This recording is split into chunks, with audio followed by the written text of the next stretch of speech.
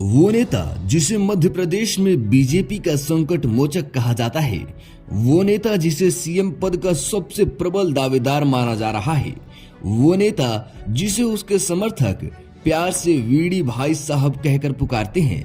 हम बात कर रहे हैं भाजपा मध्य प्रदेश के प्रदेश अध्यक्ष और खजुराहो से सांसद विष्णु दत्त शर्मा की। वीडी शर्मा का जन्म 1 अक्टूबर 1970 को मुरैना जिले के सुरजनपुर नामक गांव में हुआ था। शुरुआती शिक्षा गांव में ही हुई और उच्च शिक्षा के लिए उन्होंने जवाहरलाल नेहरू कृषि विश्वविद्यालय का रुख किया।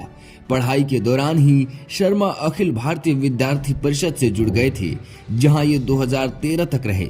इस दौरान इन्होंने राष्ट्रीय मंत्री, राष्ट्रीय महामंत्री, प्रदेश संगठन मंत्री जैसे पदों की जिम्मेदारी संभाली। इसके बाद 2013 में इन्होंने भाजपा की सदस्यता ली। भाजपा की प्रदेश इकाई में ये 2016 में प्रदेश महामंत्री बने।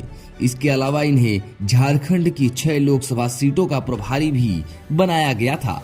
दिल्ली, बिहार, असम सहित कई राज्यों के विधानसभा चुनाव में इन्हें प्रबंधन की जिम्मेदारी भी दी गई थी। शर्मा नेहरू युवा केंद्र के उपाध्यक्ष भी रहे हैं। पिछले लोकसभा चुनाव में शर्मा को उम्मीदवार बनाने की बात आई तो तमाम दिग्गज नेताओं ने खुलकर विरोध किया। विदिशा, भोपाल, मुरैना, ग्वालियर से विरोध के चलते उन्हें उम्मीदवार नहीं बनाया गया। संघ का दबाव होने पर शर्मा को खजुराहो से उम्मीदवार बनाना ही पड़ा और वहां से उनके खाते में जीत आई। शर्मा की प्रधानमंत्री नरेंद्र मोदी और गृह मंत्री अमित शाह से नजदीकी किसी से छिपी नहीं है। भाजपा के सूत्रों का कहना है कि शर्मा को अध्यक्ष बनाए जाने को लेकर तमाम बड़े नेता विरोध कर रहे थे, मगर संघ के दबाव के आगे किसी की नहीं चली। शर्मा की जहां संघ प्रमुख से नजदीकी है, तो वहीं वो पार्टी के प्रमुखों के बीच भी गहरी पैठ रखते हैं। संगठन क्षमता में ही अन्य नेताओं के मुकाबले उनमें कहीं ज्यादा है।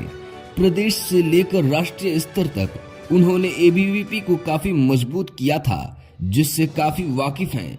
राजनीतिक विश्लेषक कहते हैं कि वीडी शर्मा अभी बहुत सयाने नहीं हैं। उनकी उम्र अभी 53 वर्ष है। युवाओं के बीच गहरी पैठ है, इसलिए पार्टी और संघ उनका बेहतर उपयोग करना चाहते हैं। इसी के चलते तमाम विरोधों और दावेदार दिग्गज नेताओं को दरकिनार कर शर्मा को प्रदेश अध्यक्ष बनाया गया है।